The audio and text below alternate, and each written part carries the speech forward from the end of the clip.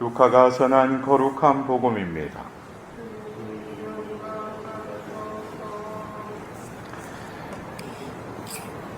안식일에 예수님께서 회당에 들어가 가르치셨는데 그곳에 오른손이 오그라든 사람이 있었다. 율법 학자들과 바리사이들은 예수님을 고발할 구실을 찾으려고 그분께서 안식일에 병을 고쳐주시는지 지켜보고 있었다. 예수님께서 그들의 생각을 아시고 손이 오그라든 사람에게 일어나 가운데에 서라 하고 이르셨다. 그가 일어나 서자 예수님께서 그들에게 말씀하셨다. 내가 너희에게 묻겠다. 안식일에 좋은 일을 하는 것이 합당하냐? 남을 해치는 일을 하는 것이 합당하냐? 목숨을 구하는 것이 합당하냐? 죽이는 것이 합당하냐? 그러고 나서 그들을 모두 둘러보시고는 그 사람에게 손을 뻗어라 하고 말씀하셨다. 그가 그렇게 하자 그 손이 다시 성하여졌다. 그들은 골이 잔뜩 나서 예수님을 어떻게 할까 서로 의논하였다. 주님의 말씀입니다.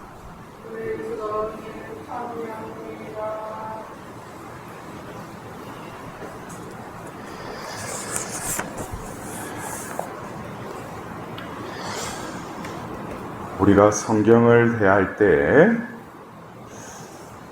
그 성경에 그 쓰여진 저술된 그 시대의 배경, 또 그리고 상황들, 또 그리고 하나님의 말씀은 절대적인 진리의 말씀이지만 또 그 말씀이 그 자리에서 이루어지려면 하나님의 말씀은 어떤 이렇게 뜬구름 잡듯이 그냥 이렇게 피상적인 게 아니라는 거죠. 현실적이고 또 그 말씀이 선포된 그 지역에 어떤 상황들을 하나님께서는 익히 다 아시고 그 말씀을 선포하게 하거나 또 바오로 사도 같은 경우에는 편지의 형식으로 그들에게 또 복음을 전하지 않았습니까?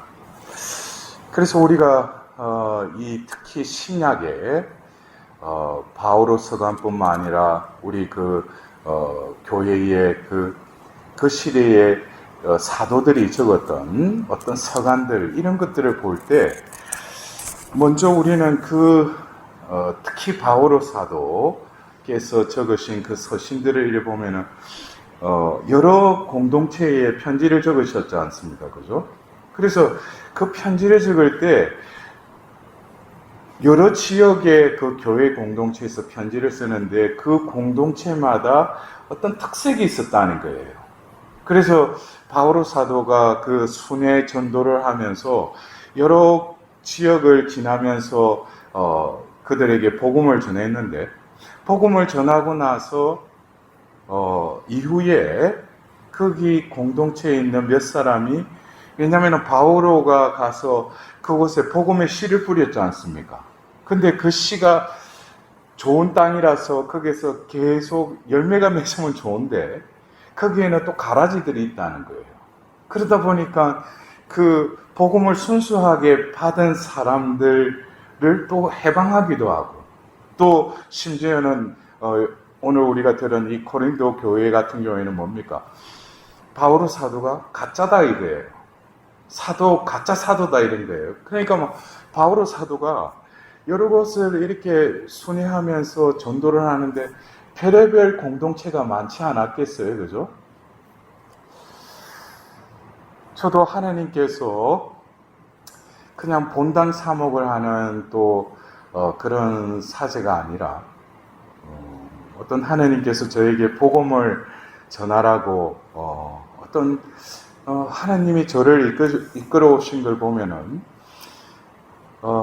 제가 지금 교회 안에서 회복 사도직을 하고 있는데 어떤 우리 그 신앙인들이 많은 걸 또 알고 있어요. 많은 걸 알고 있는데 근본적으로 신앙이라는 것은 하나님이 주셨고 또 하나님이 은총으로 그것을 성장시켜 주시고 또 그 신앙의 궁극적인 또 열매가 구원이지 않습니까? 근데 어떤 때는 신앙생활을 자의적이라는 것은 자기 나름대로 신앙생활을 한다고 생각을 해요. 근데 그 사람을 보면은 우리 가톨릭 신앙에 걸맞지 않는 어떤 자기 나름대로의 신앙생활인데 어떤 때는 이 교회의 가르침과는 좀 동떨어진 신앙생활을 하는 신자들이 또 있어요. 그리고 어떤 경우에는 우리가 교회 안에서 냉담하고 또 교회를 안 다니는 그런 형제자매들을 보면은 처음부터 그러지 않았죠. 그들도 어떤 열의를 가진 때가 있었고 성당을 열심히 나왔고 또 봉사하던 사람들이었어요. 그들 중에는. 근데 왜 교회를 떠나게 됐는가? 그들을 다시 교회로 어떻게 불러들일 것인가? 근데 좀 더 그 근원적으로 들어가 보면은 신앙은 이미 그에게 씨를 뿌리셨어요. 그러나 어떤 이 세상 속에 살면서 우리가 씨를 뿌린다고 해서 금방 열매가 맺는 게 아니죠. 그 씨가 자라기 위해서는 어떻게 돼요? 제때에 또 물을 줘야 되고 또 햇볕이 비춰야 되고 또 어떤 여러 가지 어떤 잘 자라지 못하면 비료도 적절하게 줄 때 그 씨가 이제 싹이 트고 이제 줄기를 맺으면서 걷기하는 뭡니까? 하느님께서 그 사람에게 맺고자 했던 그 열매가 자신의 삶을 통해서 그 가지에 열매가 맺듯이 삶 속에서 그 신앙의 그 하나님이 주실 수 있는 그 성과들이 드러나는 것이죠. 그런 부분에 있어서 우리가 기본적인 것은 하나님이 우리에게 이미 다 주셨다는 거예요. 우리가 어떤 때는 신자 재교육이다, 어떤 피정이다, 어떤 또 어떤 공부, 우리 교회 안에서 공부해야죠. 그러나 궁극적인 것은 내가 새로운 것을 자꾸 주입하는 것이 아니라 이미 내가 받은 신앙을 깨닫는 거예요. 여러분들 이 부분을 자칫하다 보면 뭡니까? 어떤 신앙생활 한다고 하면서 여러 어떤 프로그램 어떤 공부 열심히 해요. 근데 삶이 바뀌지 않아요. 그것은 뭡니까? 어떤 지성과 마음이 얼마나 먼지. 결국 우리 영혼 안에 하나님께서 신앙의 선물을 주시고恩총을 베풀어 주셨는데 그것을 이렇게 우리가 발견하고 그 선물꾸러미를 풀어서 그 안에 얼마나 하나님이 주신 신앙이 얼마나 좋은지 그것보다는 그냥 세례를 받고 내가 신앙인이 되었어요. 그러나 뭡니까? 아직까지도 그 신앙의 보따리, 선물 보따리를 풀지 못한 사람도 또 있어요. 그리고 그 겉에 포장지는 이렇게 뜯었는데 안에 내용물을 아직 모르는 사람도 있어요. 그래서 하나님은 우리에게 다 주셨다는 것이죠. 그래서 저도 이 교회 안에서 이 회복이라는 것이 우리 존재 안에 이미 예정하시고 하나님께서 주신 그 선물, 신앙, 그리고 우리에게서는 주신 그 주입덕, 대신덕, 바로 그 사랑, 믿음, 희망, 그것을 다시금 되살리고 불붙이는 그런 어떤 하나님께서 또 저에게 어떤 그런 사명을 주신 것 같아요. 제가 어떤 사명을 받았다라고 학담 들기보다는 세월이 흐르면서 저를 이끌어 오신 걸 보면은 그런 일을 하도록 저를 계속 인도하시기 때문에. 그래서 제가 좀 말이 길었는데 오늘 이 바오로 사도와 같이 여러 공동체를 이렇게 가서 하나님의 말씀을 전하다 보면은 같은 주제를 가지고 제가 이렇게 어떤 때는 피정이다, 어떤 특강이다, 어떤 성령대회다, 어떤 여러 어떤 모임이 성격이 있어요. 또 그리고 저를 초대한 여러 어떤 단체들의 성격도 조금씩 틀리고, 이를테면은 한국에 또 성모님 그룹이 있어요. 또 외국에 또 성모님 그룹이 있어요. 같은 성모님을 또 모시고 그러지만은 가서 보면은 좀 분위기나 좀 신심행위들이 조금씩 틀려요. 왜냐하면은 그 나라에 또 문화가 있기 때문에. 그래서 그냥 고지고대로 자기가 준비한 것만 가지고 가면은 어딜 가든지 그 내용만 전하면 되죠. 그러나 그 사람들이 그 자기가 살고 있는 그 삶의 자리에서 가톨릭 신앙을 또 받아들이고 가톨릭 신앙을 성장해 나가는 데 있어서는 여러 가지 상황의 변수가 있다는 거예요. 그래서 바오로 사도가 이 코린도 공동체, 이거는 어떤 하느님께서 제2차 전도 여행 때 바오로 사도는 그 아시아 쪽에 복음을 전하려고 했는데 성령께서 그걸 막으시고 마케도니아로 넘어가게 하시죠. 그러면서 마케도니아 지역을 또 돌다가 이제 어떻게 해요? 원래는 그 필리피, 테살로니카, 데르베, 베레아 지역에 가서 폭동이 일어나서 도망가다시피 해서 밑으로 내려왔는데 아카이아 지방에 이르러서 먼저 아테네로 가죠. 그리고 나서 코린도로 내려갑니다. 근데 이 코린도 아카이아 지방의 이 수도인 이 코린토는 원래 그 지역에 또 해안 도시고 이러다 보니까 많은 외국의 문물들도 들어오고 무역도 활발하게 일어나고 그러다 보니까 여러 가지 것들이 이렇게 우리가 그렇죠. 어떤 때는 부유한 곳과 가난한 곳을 보면 영적인 것에서도 어떤 세상적인 것이 아주 풍요로운 곳에는 또 세속화되고 여러 가지 잡된 것이 많이 믹스되어 있어요. 왜냐하면 돈이 있으니까. 그래서 이 코린도 교회가 특히 그 아카이아 지방, 그 다음에 위에 마케도니아 지방은 헬라 문화권이었잖아요. 그래서 이 헬라 문화권에 그들이 생각했던 그 신이라는 존재, 그것에 대해서 우리가 뭐 플라톤 철학이나 이런 걸 보면은 분명히 그리스도교에서 우리가 가르치는 교리와는 우리 존재 자체도 다르게 이해를 했어요. 헬라 문화권에서는. 그러니까 우리가 그런 배경을 잘 알지 못하면은 바오로 사도가 왜 이 불륜의 문제를 가지고 왜 이렇게 말씀을 하실까? 바오로 사도는 그것을 그리스도교적인 교리를 그들에게 가르치는 것이죠.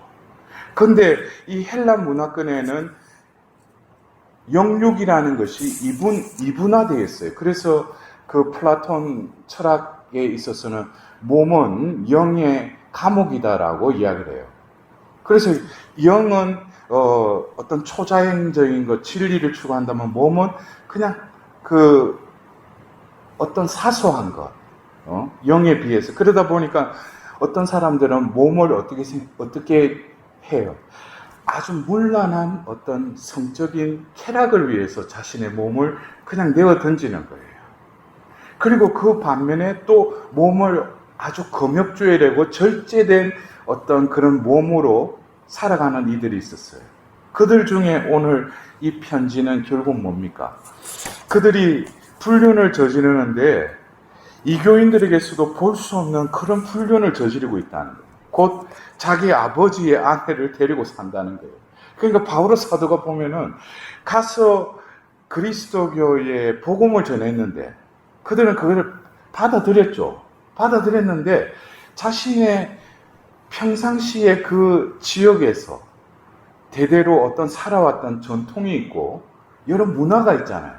근데 그리스도교 문화가 들어옴으로써 받아들이긴 받아들이는데 자신의 삶이 바뀌질 않는 거예요. 그것은 왜냐하면 그 지역에서는 어떤 경우에는 눈 감아주기도 하고 그냥 일상화된 그런 문화이기 때문이에요. 그래서 우리가 저도 어떤 때 이렇게 우리 그 전 세계에 곳곳에 소수민족들 보면 별의별 성문화들이 많아요. 에스키모인들 같은 경우에는 뭡니까? 친구나 외부 손님이 오면 자기 아내를 내주죠. 그거 우리가 보면 이해가 안 되죠. 그러나 그거는 그들 나름대로의 그 또 역사의 어떤 그런 어떤 과정이 있었어요. 그렇게 됐던 게. 어떤 종족을 잇기 위해서. 여러 가지 어떤 여자가 없었어. 여러 가지 이유들.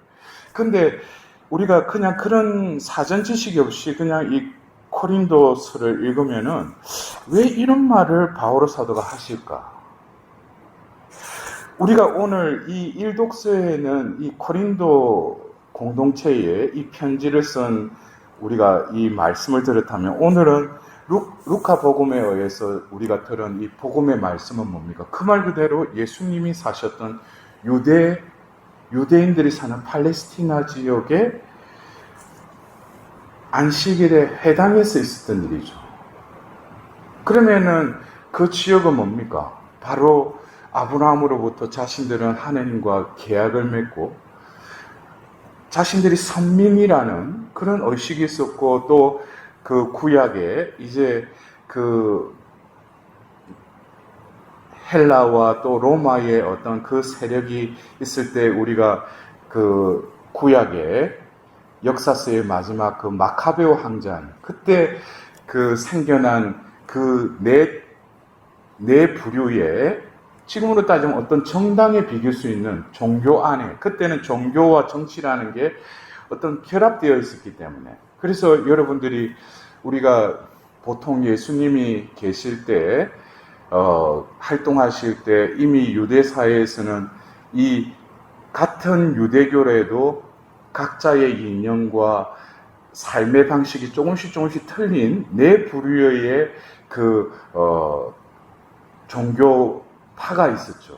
여러분들 다들 잘 아시듯이 사두가이파, 그 다음에 또 누구 있어요? 바리사이, 그 다음에 또 뭐 있어요?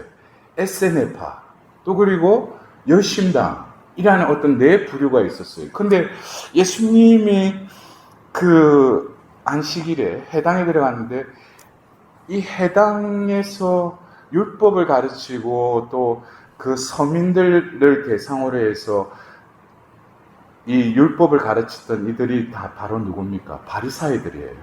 그러면 사두가이들은 어디에 있어요? 예루살렘 성전에서 종사하고 있었다는 거예요.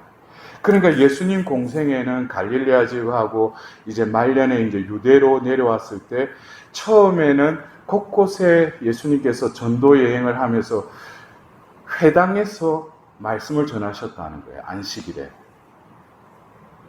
근데 거기에서 바리사이들과 율법학자들이 예수님을 따라다녔어요. 그러면서 처음에는 저 사람이 우리가 기다렸던 고대했던 메시아인가 했는데 예수님을 보니까 어떤 파격적인 행동을 하는 거예요. 그게 뭡니까? 이 바리사이들이 가장 중요하게 여기는 게 율법 준수예요. 그래서 613조항의 일반 유대인들이 지켜야 될 그 율법 조항들을 곱하기 3을 해서 2000개에 넘는 율법 조항들을 그들을 철저하게 지켰던 이들이에요. 그러니까 그들의 삶은 바로 율법 준수가 자신들의 삶이죠. 또 그리고 뭡니까? 다른 유대인들에게 내가 경건하고 거룩하다는 것을 뭐를 통해서 드러내는 거예요? 이 율법 준수. 근데 예수님이 안식일에 해서는 안 될 그런 일들을 하는 거예요. 그래서 오늘 복음에서도 뭡니까? 율법학자들과 바리사이들이 예수님을 고발할 구실을 찾으려고 그분께서 안식일에 병을 고쳐주시는지 지켜보고 있었다 그러죠.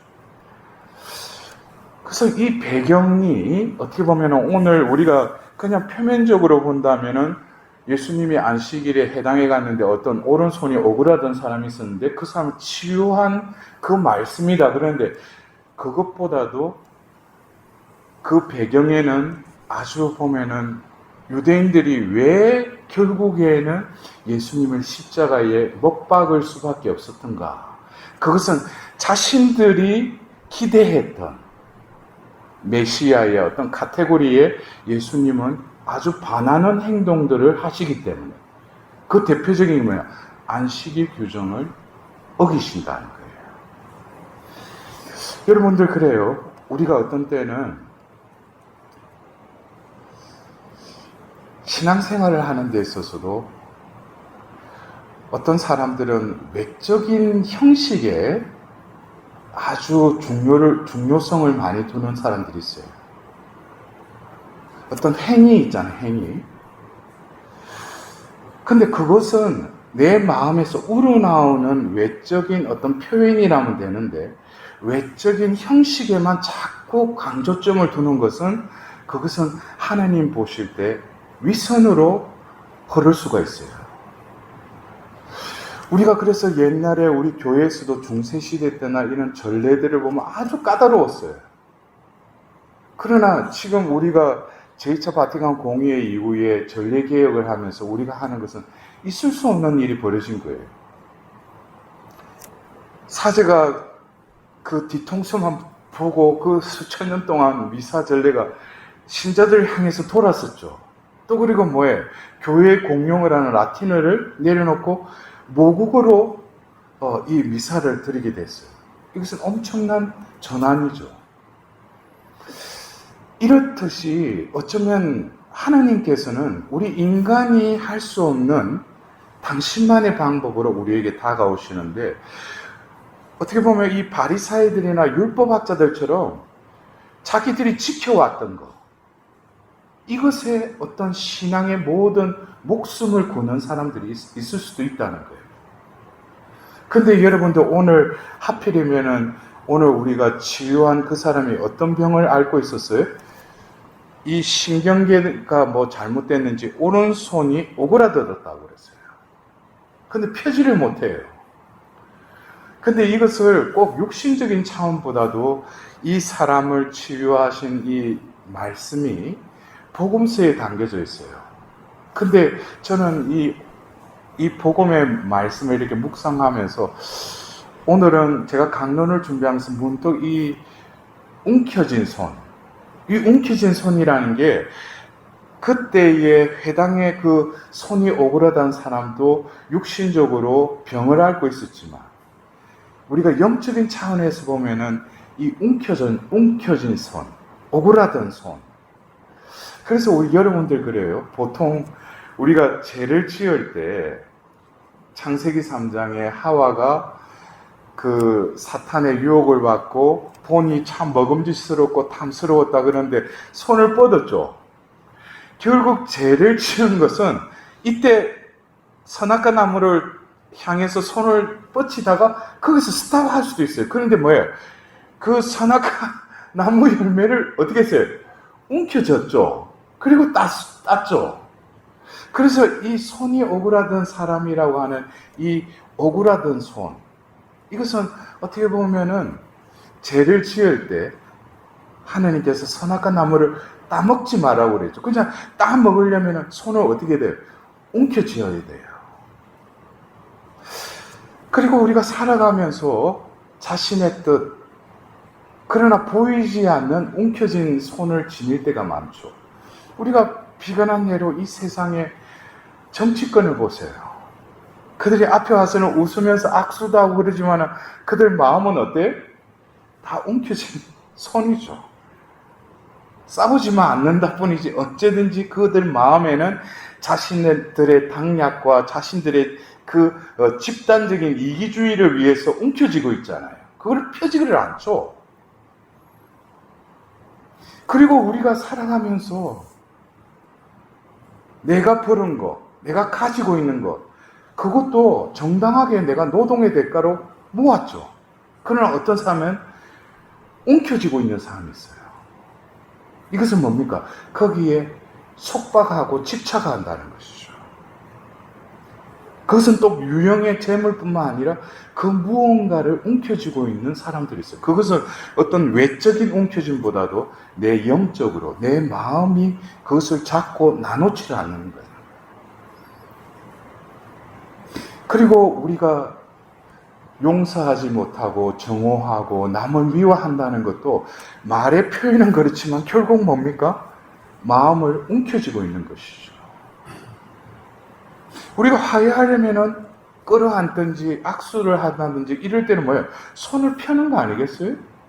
근데 내가 왜 오랜 세월이 지나고 나서도 그 사람을 용서하지 못하고 아직도 그 사람만 생각하면 정오심이 불타고 원수를 어떻게 저거를 갚을까 하는 것은 결국 뭡니까? 내 마음의 손이 오그라져 있는 것이죠. 그래서 이 율법학자들하고 바리사이들은 육신적으로는 손을 이렇게 펼 수 있는 어떻게 보면 정상적인 사람일지도 모르지만 그들은 뭡니까? 신앙에 있어서 하나님으로부터의 그 선민인 그들이 배타적인 선민 사상을 가지고 있었다는 거예요. 왜 그래요? 율법을 지켜야지만이 하나님과의 올바른 백성으로서의 인정을 받으니까. 그들은 뭡니까? 조상들의 전통, 그리고 율법 조항, 이것이 뭡니까? 그것을 움켜쥐고 있죠. 그러다 보니까 우리가 구약의 여러 예언서를 보면 하나님께서 왜 공정에 대해서 너희들이 겉으로 와서는 내 앞에서 제사 지낸다고 하는데 왜 헐벗고 그 가난한 이들에게 손을 펼치지 않느냐 이거예요. 도와주지 않느냐 이거예요. 그래서 오늘 예수님이 그 육신적인 손이 오그라든 사람에게 손을 뻗어라 라고 말씀하셨듯이 이것은 바로 그 상황 속에서 율법학자들과 바리사이들이 움켜쥐고 있는 그 오그라든 손도 펼쳐라. 그리고 오늘 이 복음이 선포되는 우리 자녀들 각자에게도 뭡니까? 각자가 움켜쥐고 있는 오그라든 자기는 펴려고 해도 펼 수 없는 그런 불구의 상태, 그러한 마음의 손을 어떻게 뻗어라 이거예요. 뻗어서 어떻게? 내가 용서하지는 못하는 그 상대방이 있더라도 하나님이 이 움켜진 손에서 펼칠 때는 나에게 이제 더 이상 힘들지 않다는 거예요. 나에게 또 다른 해방감이 주어진다는 거예요. 또 다른 나에게 회복을 시키셔서 그것은 뭡니까? 하나님의 자비를 입었다는 거죠. 그래서 우리가 이 오늘 바오로 사도가 일독서의 불륜의 그 말씀을 하시면서 뒤에 반죽, 누룩에 대해서 이야기하시죠. 여러분들은 누룩 없는 빵입니다. 왜 누룩 없는 빵이냐? 내 안에 그 묵은 누룩은 뭐라고 했어요? 악의와 사악이라는 누룩이 아니라 순결과 진실이라는 누룩 없는 빵을 가지고 축제를 지내십시오. 왜 우리는 이 묵은 누룩을 왜 없앨 수 있었어요? 그것은 바로 뭡니까? 우리의 파스카 양이신 그리스도께서 희생되셨기 때문입니다. 그러니까 우리는 원래 악의와 사악이 우리 안에 판을 치고 그것으로 우리가 주먹을 움켜쥐고 살았지만 예수 그리스도께서 모든 죄와 사망을 처이기시는 당신이 몸소 파스카 어린 양이 되어서 십자가의 죽으심으로 인해서 우리의 죄를 어떻게 온전히 속량하셨기 때문에, 우리를 깨끗하게 해주셨기 때문에, 정결한 물을 뿌려서 그 모든 우상에 묻었던 때를 깨끗이 씻어주셨기 때문에, 그것은 다른 말로 하면 우리에게 거저 자비를 베풀어 주셨기 때문에 우리는 깨끗한 존재가 되었다는 거예요. 그래서 이제 여러분들은 뭡니까? 불륜을 저지르고 행위적으로 쾌락만 추구하는 그 몸이 아니라 하나님의 성령을 모시는 거룩한 하나님의 새로운 반죽인 순수한 빵으로 살아가십시오. 빵은 원래 어떤 존재예요? 남에게 먹히기 위한 존재죠. 빵을 그냥 그대로 탐스럽고 처음에 이렇게 구워서 나왔을 때는 빵 냄새도 좋고 저거 맛있겠다 이러는데 그걸 계속 먹히지 않고 계속 내버려 두면 뭐예요? 곰팡이 쓸고 먹지도 못하잖아요. 나도 뭡니까? 나도 남이 필요로 할 때 늘 펼친 손이 되어서 그들에게 필요한 것을 내어주고 나눠주는 그러한 살아있는 생명의 빵이 될 때 하나님께서는 나의 존재를 어떻게 더 영원한 생명의 빵으로 나를 더 풍요롭게 해주신다. 오늘 우리는 이 고린도인들에게 보낸 편지와 또 어느 날 회당에서 안식일에 있었던 그 사건을 우리는 들었습니다. 우리도 역시 누룩 없는 하나님의 순수한 빵입니다. 그리고 우리는 예수 그리스도로 인해서 자유를 얻은 자유인입니다. 내가 신앙의 선물을 가지고도 아직까지 내가 그 무언가를 움켜쥐고 있다면 오늘 이 미사를 봉헌하면서 하느님께 내가 스스로는 펴지 못하는 이 불구를 다시금 치유해 주셔서 내가 원래의 하느님 모상으로의 회복된 삶을 살아갈 수 있도록 하나님